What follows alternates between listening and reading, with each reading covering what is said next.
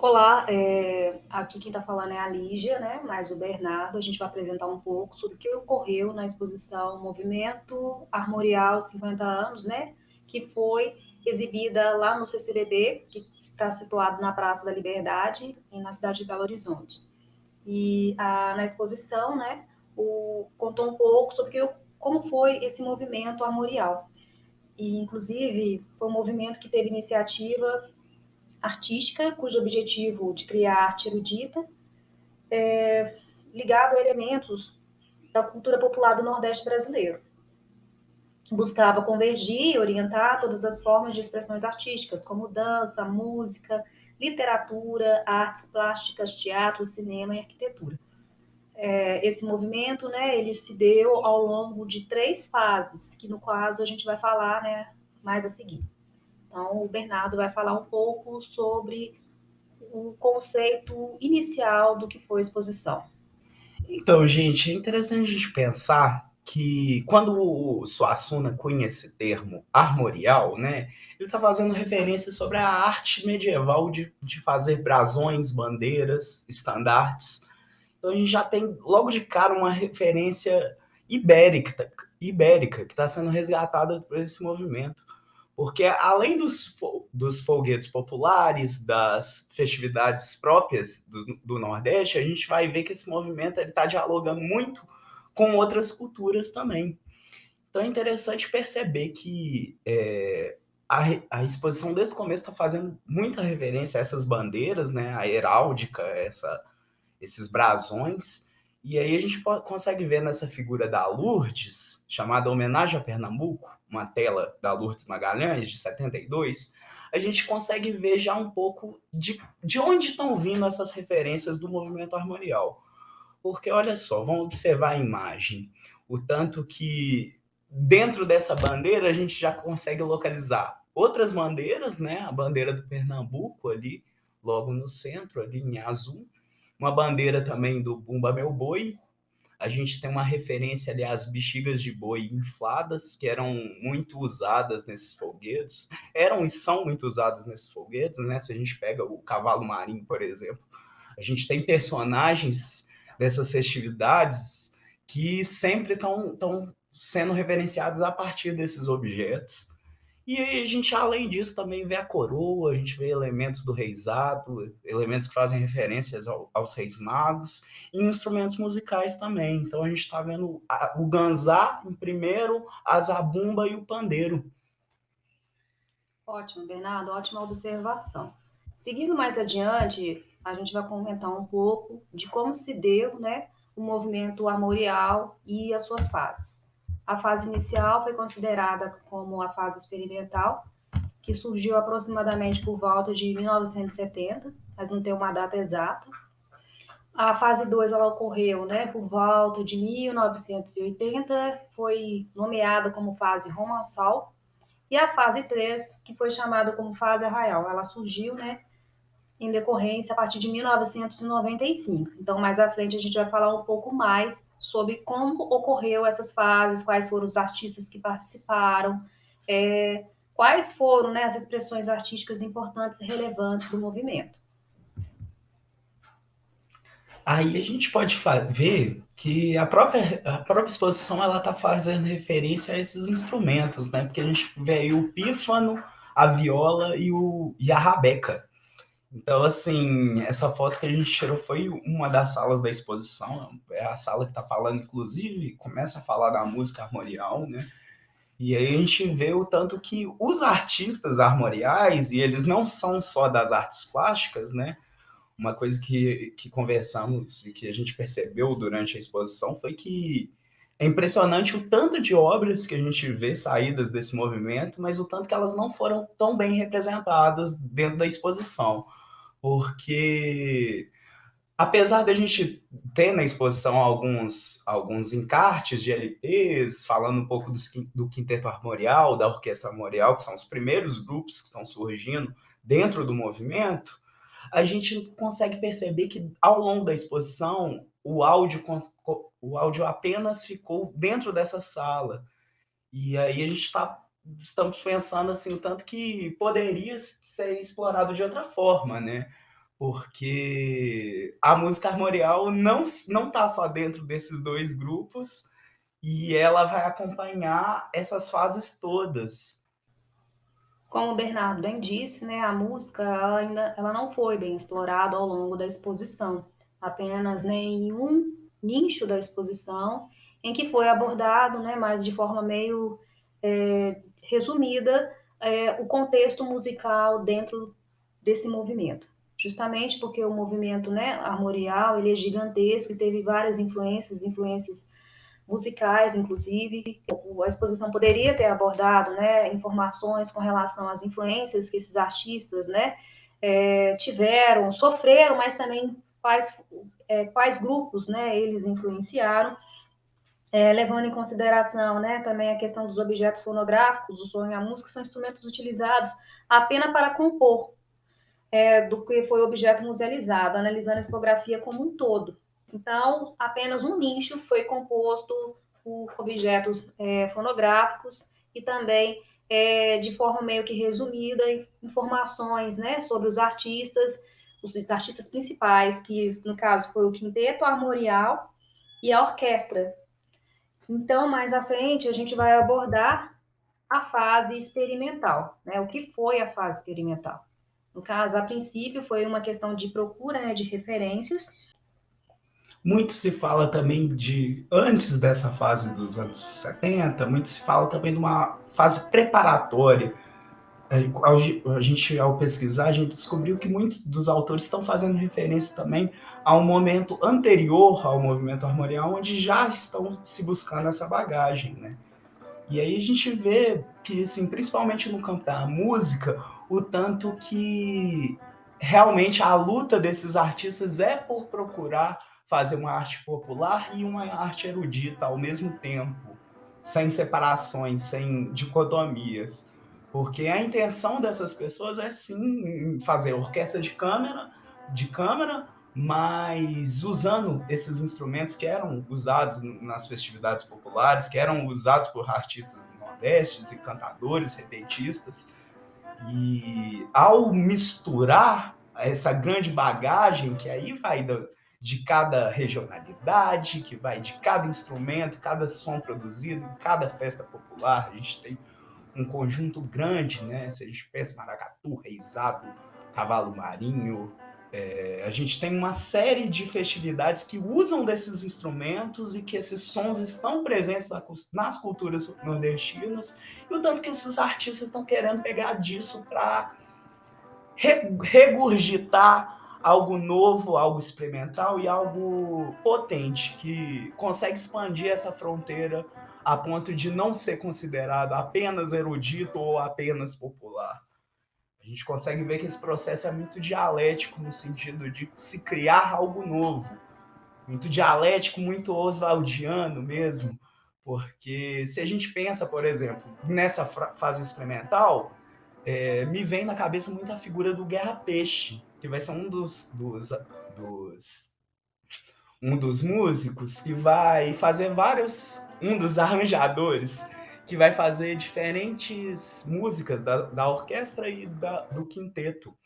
E o Guerra Peixe ele tem um trabalho enorme no que seria essa fase preparatória, antes da experimental, de procurar essas referências nos interiores. Vemos que o Guerra Peixe ele tem esse interesse em viajar, em pesquisar, em catalogar diferentes sonoridades que estão sendo pensadas no Nordeste por diferentes agentes, diferentes atores. E ele está procurando muito um intuito quase do Mário de Andrade mesmo, de tentar entender essas artes populares e de tentar catalogá-las, sistematizá-las.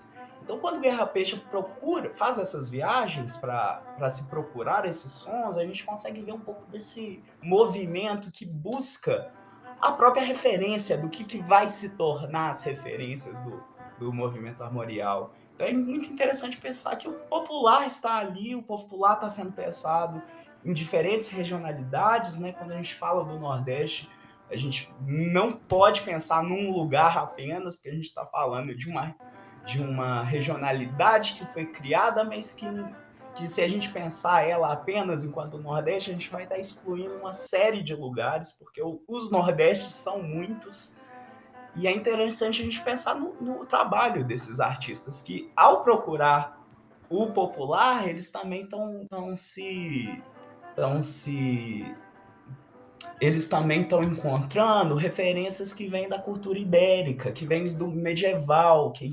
Então, assim, se a gente pensa que existe uma referência ibérica, quer dizer que existe uma referência europeia, existe uma referência muçulmana. A gente consegue ver que esses nordestes tantos também, eles carregam várias outras características de outros momentos, de outros lugares, e que acabam virando elas por si mesmas referências do que é chamado Nordeste.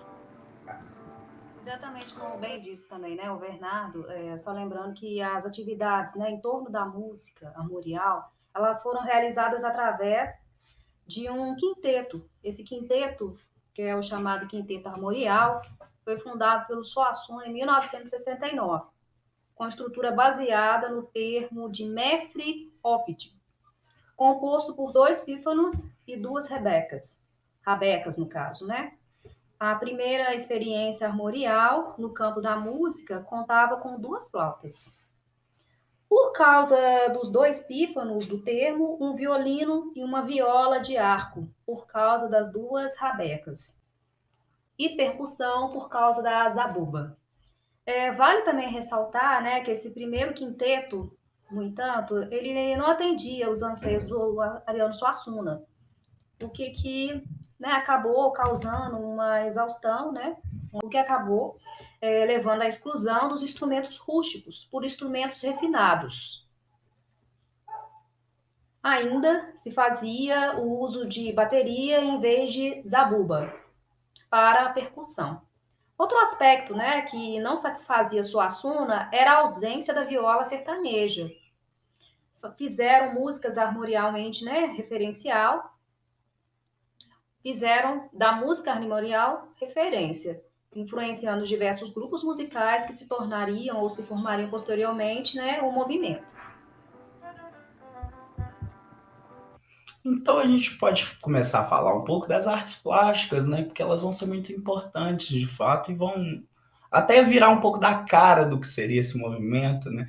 A gente conversou muito depois da exposição, tanto que hoje, ao se falar movimento armorial, a gente lembra quase exclusivamente da figura do Ariano Suassuna, mas o tanto que tem outros artistas aqui igualmente geniais, igualmente grandiosos e que muitas vezes são esquecidos.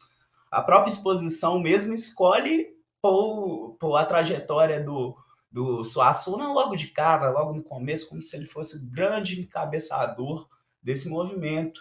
E assim, a gente sabe que o Suassuna tem uma importância fundamental, é ele que dá nome ao movimento, ele é uma das pessoas que está mais à frente, de fato, do que o movimento armorial estava se tornando nos anos 70, o que ele se tornou nas outras fases.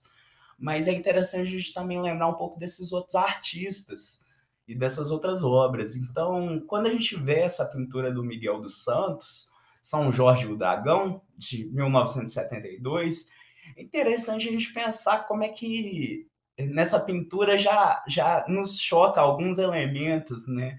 Essa figura do dragão, que já lembra um pouco das bestas medievais, e também essa figura do São Jorge Negro, que é algo, uma representação também inovadora, no sentido de que esses artistas, sim, eles estão procurando referências afro-brasileiras também ao criar suas obras.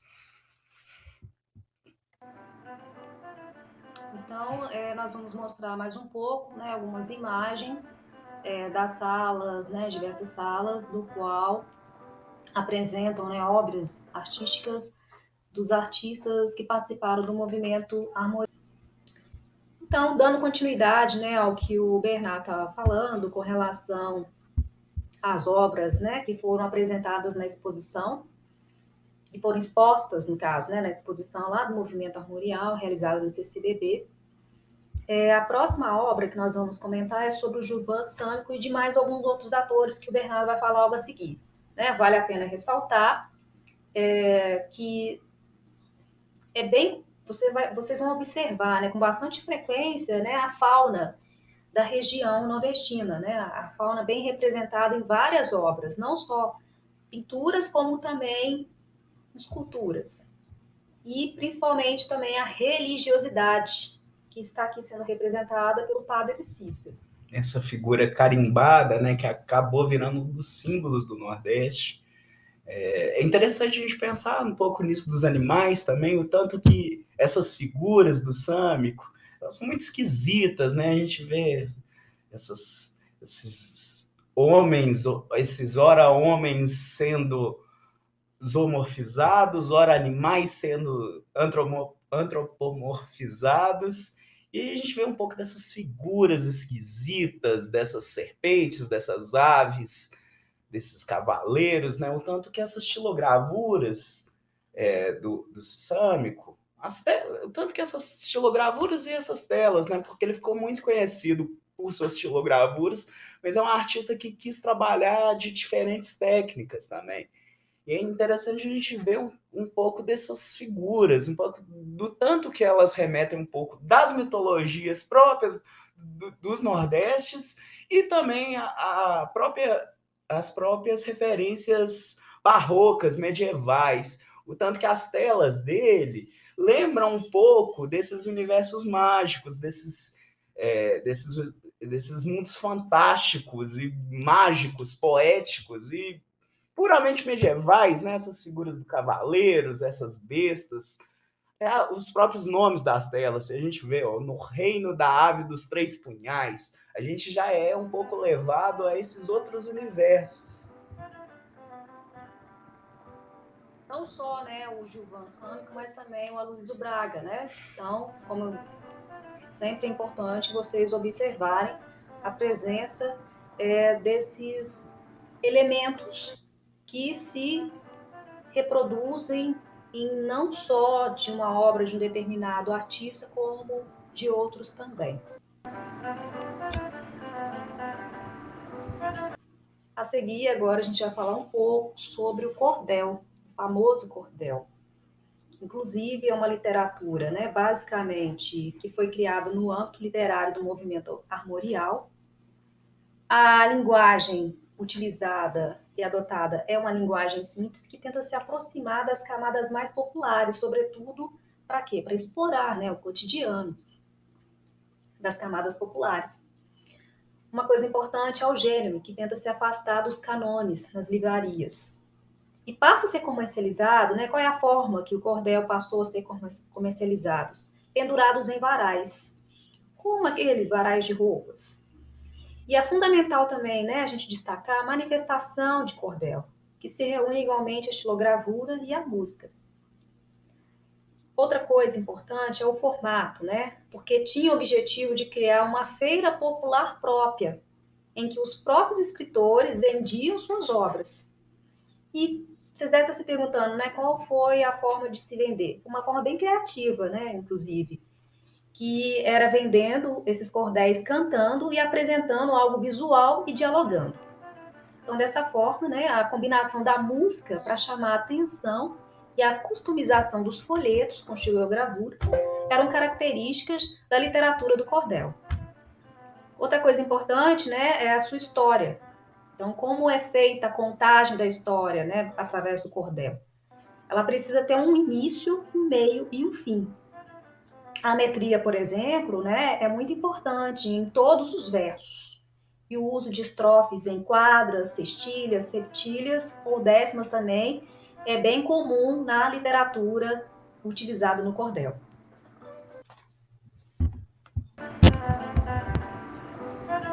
É interessante a gente perceber que essa estética dos cordéis, ela acabou virando uma grande referência para os artistas do movimento armorial e acabou se consolidando enquanto uma estética brasileira, né? Enquanto uma estética que sempre é retomada por diferentes artistas e mantém ainda na atualidade uma bagagem excepcional de se conhecer a cultura popular, porque é muito interessante a gente perceber esse formato, né? Essa literatura de cordel, o tanto que ela dialoga. com a narrativa poética na própria literatura, como é que o elemento gráfico ali das xilogravuras está presente. E aí a gente vê, né, a xilogravura, esse carimbo, né, essa talha de madeira que é criada e ela é impressa nos papéis, é um carimbo que é carimbado em cada folha, né? Interessante a gente perceber que tudo isso está dialogando também com essa oralidade, com essa musicalidade do cantar, né? Tanto que essas feiras populares, onde os cordéis estão sendo exibidos, ela também se acompanha as violas, os pífanos, as rabecas, elas estão acompanhando, esses instrumentos estão nas ruas acompanhando esses cantares. Inclusive, né, Bernardo, vale a pena ressaltar que nessa parte da exposição, né, eles deveriam ter explorado um pouco mais essa questão musical, juntamente com a literatura né, com o folheto, com o cordel e com as xilogravuras, com esses elementos que também fazem parte da composição musical. É legal a gente perceber que, assim, uma coisa que intrigou a gente, na verdade, quando a gente saiu da exposição, é porque essas obras dos cordéis, que serviram de bagagem, de referência para o movimento armorial, elas são expostas lá no fim da exposição. E aí a gente tem uma série de grandes mestres cordelistas, grandes mestres da xilogravura, que têm um pouco das suas obras expostas. Então a gente vê nomes como J. Borges, como João de Barros, José Costa Leite, Mestre Dila, Mestre Noza, que são grandes xilogravuristas, são grandes mestres que tiveram suas obras enquanto referências para os armoriais, e o tanto que essas obras só chegam ao fim da exposição, né? Uma coisa que intrigou a gente é que a última sala da exposição ela está mostrando o quê? Um pouco das xilogravuras, um pouco das festividades, dos folguedos populares, e aí é lá que a gente vê um pouco das roupas do maracatu, das máscaras do cavalo marinho, e o tanto que essa última sala ela traz um pouco dessas referências de onde também saiu o movimento armorial. Mas é interessante que, ao expor isso tudo numa sala só, a impressão que se tem é que se tenta construir um pedacinho da exposição representando como se representasse a totalidade de uma cultura dita nordestina, mas que, no fim das contas, não ajuda a gente a refletir o tanto que essas obras são fundamentais para esses artistas, o tanto que o Gilvan Sâmico, quando ele faz as gravuras dele, quando ele faz suas pinturas, ele está buscando um pouco da estética desses grandes mestres e um pouco de que, como a exposição também, ela poderia ter trabalhado melhor com suas obras. A gente ficou muito com a impressão de que, ao expor todos esses pedacinhos do Nordeste no final, a gente ficou com a impressão de ser um pouco uma visão do que um centro cultural localizado numa região do país que não é a região Nordeste está querendo dizer o que seja a cultura nordestina. Então, foi algo que estranhamos no fim da exposição e que, ao tentar expor, a gente quer, inclusive, trazer esses cordéis aqui para a apresentação, para falar o tanto que essa literatura que já existia antes, que existe depois, que não parou de existir, o tanto que ela é uma bagagem e sempre foi para vários dos artistas. Então, dando continuidade, né, ao que o Bernardo estava falando, a gente mostra nas imagens a seguir algumas esculturas, plotagens, obras que estavam presentes, né, na exposição, com a visão, né, do qual o Bernardo falou, né, produzida por um centro cultural. Produzida não, no caso, né, apresentada sobre o ponto de vista de um centro cultural situado na região sudeste.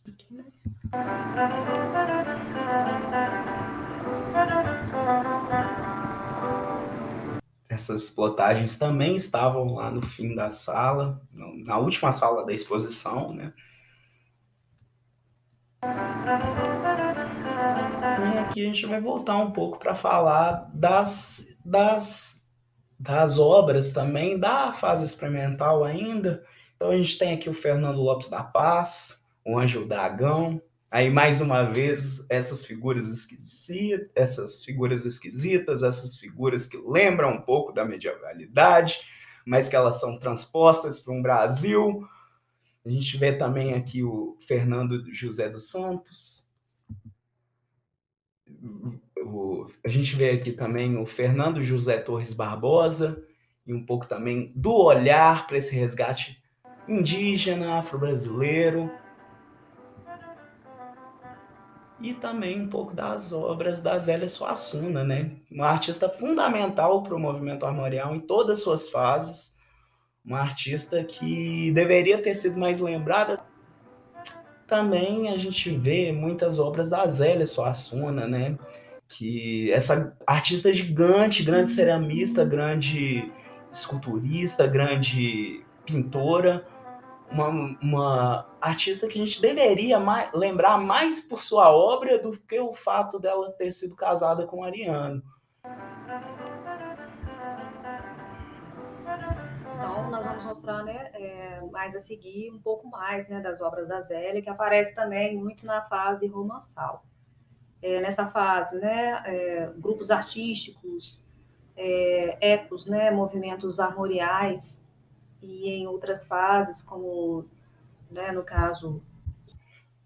Então, agora nós vamos abordar um pouco, né, do que foi a fase romançal. Quais foram os grupos artistas, né, presentes nesse movimento, nas criações que foram, digamos, construídas também dentro dessa fase, as obras em tapeçaria, o fim, né, do quinteto armorial e a formação da orquestra romançal, que inclusive elas não apareceram, né, com destaque na exposição, elas não foram abordadas da forma como deveriam, devido à amplitude do destaque da música dentro do movimento. Então, é a partir, né, dessa fase que ocorre o lançamento do balé, né, armorial. Além disso, ocorreu também, né, o surgimento da orquestra armorial e devido, né, ao fim do quinteto armorial. Na nossa percepção com relação, né, a esses dois fatores, tanto a música, né, do quinteto armorial, quanto a finalidade, né, desse grupo, quanto a formação de um novo grupo, que seria, no caso, a orquestra, né, romançal, ela não foi muito bem apresentada, como eu havia dito anteriormente. Ela foi muito sintetizada na primeira fase, que é na fase experimental, apenas na sala, né, do qual eu vou mostrar agora, onde tem alguns visitantes que até, no caso, né, se interagiram um pouco com as imagens, né, dos encartes postados na parede, que é nessa figura mais ao centro, né, onde está, inclusive, alguns elementos fonográficos utilizados, que é a rabeca, o pífano, a viola.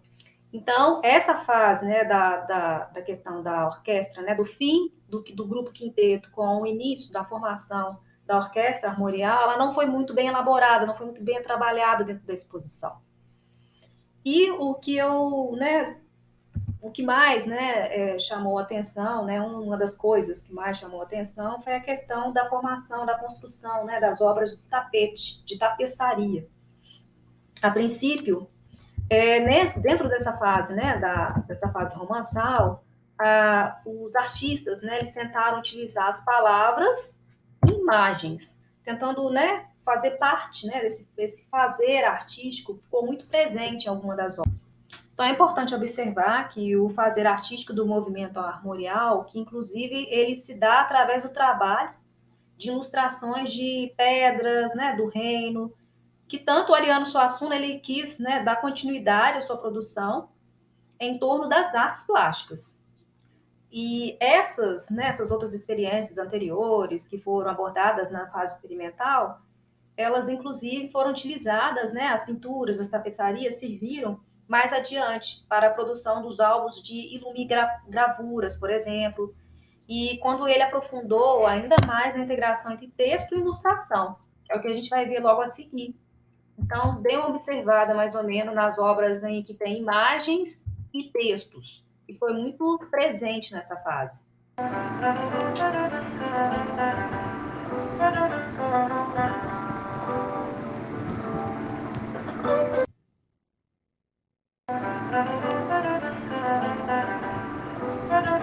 pode ver, né, aqui nomes como Fernando Pessoa, essa de Queiroz. Acaba que o Suassuna, nessas obras, ele está querendo isso, criar em uma mídia só um pouco dessa multiplicidade de linguagens. Então ele se inspira muito nas iluminuras medievais também, né? Essas gravuras que eram escritas manualmente, que eram desenhadas também, eram ilustradas e que eram ilustradas em peles de animais, né? A gente vê que o Suassuna, ao recriar isso, ele busca um pouco disso, de transformar essas muitas linguagens em um objeto, né? Então é legal a gente ver aqui, ó, a onça caetana, que estava presente lá no começo também, lá no nosso primeiro slide, que inclusive é a onça que abre a exposição, é a figura ali, uma figura de madeira feita por uns ceramistas aqui de Belo Horizonte, que traz muito de um pouco das referências de que o Suassuna está resgatando ao longo de sua obra inteira. Legal pensar que o Suassuna, ele tem uma trajetória muito grande, né? Então ele está muito, desde a juventude, ele está muito associado ao UFPE, né? Universidade Federal de Pernambuco. Então essa foto é ele muito próximo ao Paulo Freire, né? E é interessante pensar que ainda na fase experimental, em 75, ele é nomeado como secretário da Educação e Cultura do Recife. Já chegando em 94, já no que seria a fase arraial, ele é eleito para a Academia Brasileira de Letras e depois no governo do Miguel Arraes, ele é escolhido para ser o secretário estadual de Cultura do Pernambuco. Então é interessante pensar que essa trajetória do Suassuna, ela é da arte, ela é da pesquisa, ela é da política. Aqui a gente vê umas fotos que a gente tirou lá de uma das salas que mostra os figurinos do primeiro filme do que seria o Alto da Compadecida do Ariano, né? E aí a gente vê os figurinos e o figurino aqui da Nossa Senhora é o figurino original, que é a Regina Duarte. Ela participou desse filme, né? Um filme de 69, ela fez a Compadecida. E é interessante a gente pensar que esses elementos, do jeito que eles estão musealizados, é bem bacana, porque assim como no livro do Suassuna, esse filme do George Jones, ele também usa da figura do palhaço. A figura do palhaço, ela também é um elemento, é um dos personagens que está ali dentro do filme, mas ele está distante dos outros personagens. O palhaço é um personagem narrador, é um personagem que aparece apenas para falar com o público. Então já se resgata um pouco também nessa literatura do Suassuna, um pouco dos autos lá do Gil Vicente, os autos do Caldeirão de La Barca. A gente já vê um pouco desse outro resgate de outras literaturas que estavam sendo feitas em outros lugares do mundo. E aí a gente vê aqui também umas ilustrações dos figurinos que foram feitos pelo Francisco Brenan. Então, também outro cara, ceramista também, mas que tem uma fundamental importância no movimento armorial. Não tem, suas obras não foram muito expostas. Eu acho que foi uma das coisas também que poderia ter sido melhor explorada é a própria obra do Francisco Brenan, mas ficou aqui os figurinos e aqui umas imagens que a gente tirou da internet também as três versões que teve desse filme, né? Porque essa última versão do Matheus Nascergalli, da Fernanda Montenegro, do Selton Mello, ela se tornou muito conhecida de todos nós brasileiros, né? Um filme que todos nós conhecemos, o melhor filme nacional para muitos, mas muitos se esquecem também que a gente teve essa versão de 69 e a versão dos Trapalhões também. E por fim, nós vamos falar um pouco, né, do que foi a fase arraial, que inclusive ela não foi, né, representada de fato, né, dentro da exposição, que foi algo bem, né, resumido. Muitas das fases aqui, né, igualzinho a fase arraial e a romançal, ela foi representada, né, de forma bem simplificada para para um movimento né, que teve um contexto tão gigantesco, né, representando de fato várias culturas, né, nordestinas, e não só uma cultura nordestina, e sim várias culturas nordestinas. A princípio, né, o movimento Arraial, como nós havíamos dito anteriormente, né, começou por volta da década de 1990, e já nessa fase, o Ariano Suassuna, ele já estava à frente da Secretaria, né, de Cultura do Estado de Pernambuco. Inclusive, vale a pena, né, ressaltar alguns destaques para alguns artistas, como, por exemplo, o escultor Arnaldo Barbosa, pintores Dantas Suassuna, Azélia Suassuna, inclusive, Rômero Andrade Lima. E dentro dessa fase, nós não observamos informações que pudesse ressaltar, né, o que ocorreu com os integrantes do movimento, né, do quinteto armorial, os movimentos, os artistas que participaram, né, desse grupo. Inclusive, seria interessante, né, a exposição ter abordado, né, essa finalidade musical, já que o contexto musical teve tanta importância para o movimento quanto as outras obras, as outras artes que representaram o movimento na época.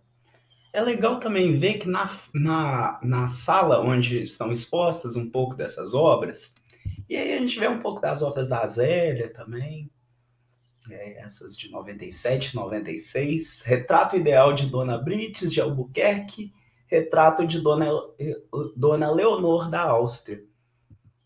Aqui também uma figura do Romero, bem interessante também, né? As cores, o tanto que esses elementos, a xilogravura está presente nas artes plásticas, mesmo quando não é uma xilogravura, essa estética está impressa ali de alguma forma.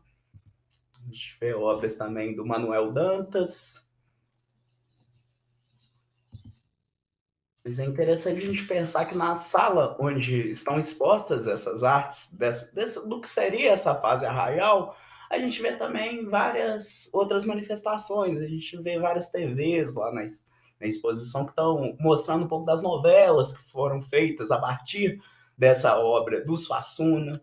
A gente vê um pouco dessa influência que teve o movimento armorial na TV, no cinema. E a exposição, de fato, aborda algumas dessas ressonâncias. Mas, por exemplo, né, com relação a Antônio Carlos de Nobre, né, que fez sucesso como multiartista, nós não observamos quase nada, né, sobre o desmembramento desse artista. Uma figura que estava presente lá no quinteto, que foi coordenador do quarteto romançal, mas que tem uma importância fundamental no movimento, mas que parece que ficou negligenciada pela própria exposição. Muito menos também, né, do Antônio José Madureira, né, que também foi músico, compositor, né, do quinteto e inclusive coordenador, né, do quarteto romançal. E outra coisa importante é que não percebemos, né, as narrativas apresentadas dentro da exposição, não, né, houve, no caso, a falta de informações relacionadas a quem, né, esse quinteto, ou então, né, a orquestra romançal, quais foram, né, quem eles influenciaram, ou então por quem eles também foram influenciados, né, por quem esses artistas sofreram influências e quais outras, né, posteriores gerações pudessem ser influenciados por esses músicos. Isso fez muita falta dentro, né, do contexto expositivo, dentro dos nichos, e do qual, como já informamos anteriormente, foi apresentado somente um nicho, que foi na fase experimental. Então, essa questão musical, ela deixou muito a desejar, né, dentro das outras fases, que é a romançal e a arraial, que não houve destaque nenhum para o contexto musical, apenas para as outras obras, né, como obras com pinturas, esculturas, né, estilogravuras, mas com relação à questão musical, A ao própria conteúdo. literatura, a gente vê que a exposição, ela, por mais que ela aborda várias das trajetórias desses artistas, ela dá um enfoque muito grande nas artes plásticas. Então, por mais que a gente veja ali o balé armorial, o teatro grial, outras manifestações que também estão pulsando dentro do movimento, a gente percebe também que houve silêncios. Então, nós vamos agora, né, apresentar um pouco da sala final, né? Vamos apresentar um pouco dessa última sala que a gente tem falado, é a sala dos cordéis também, que tenta expor um pouco dessas culturas populares, um pouco das festividades vindas do Nordeste, que estão servindo como base. E a gente tem contato um pouco com a roupa do reisado, do maracatu.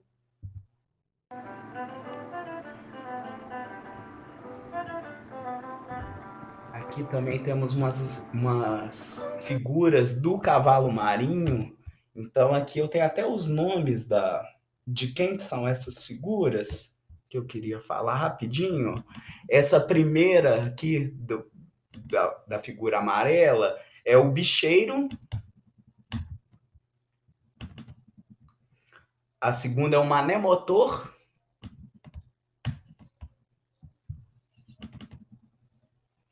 O empata samba.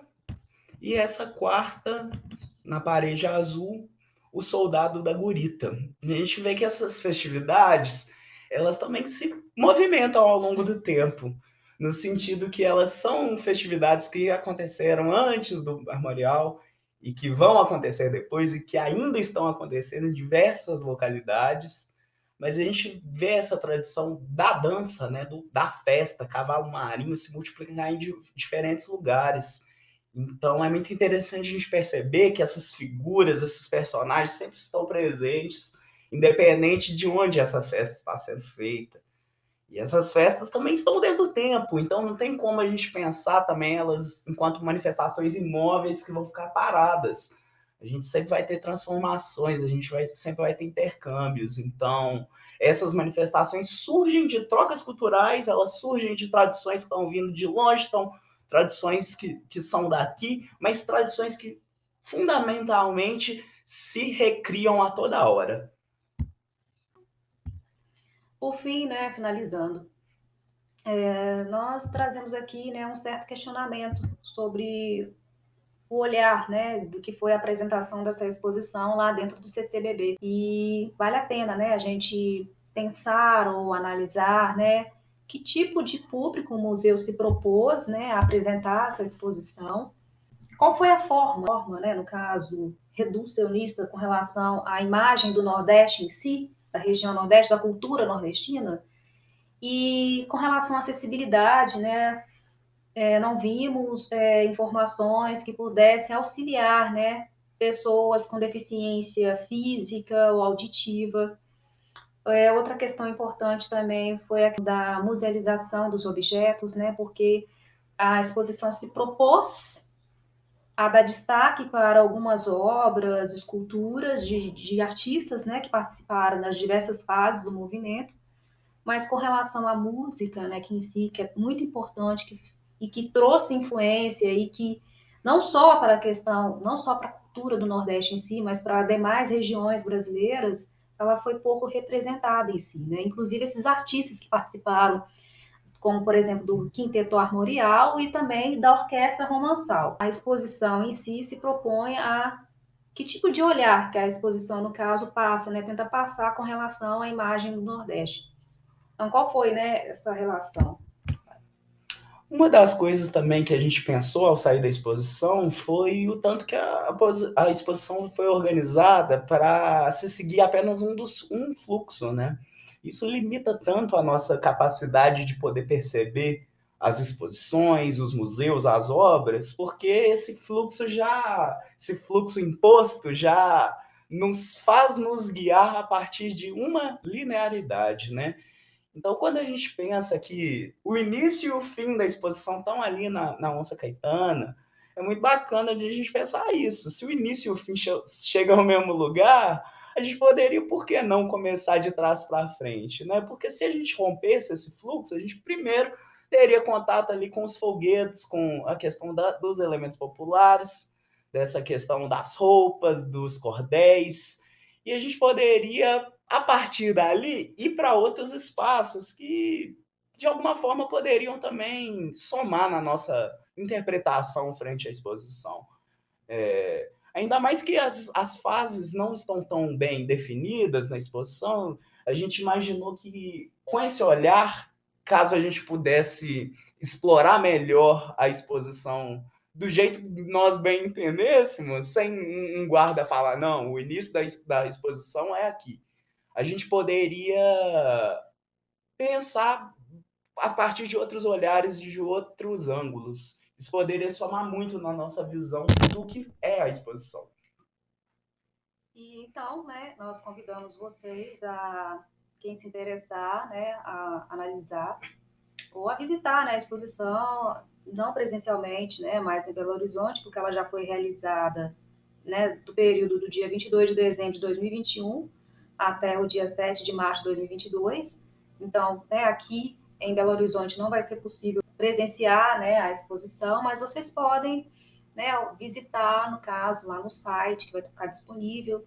Atualmente a exposição está lá no CCBB do Rio, acredito que ela vai para outros espaços também, mas no fim das contas fica mais um convite para se conhecer o movimento armorial e porque 50 anos depois estamos falando dele. Então, muito obrigada, né, por estarem aqui conosco até, né, esse exato momento e até mais. Tchau, tchau.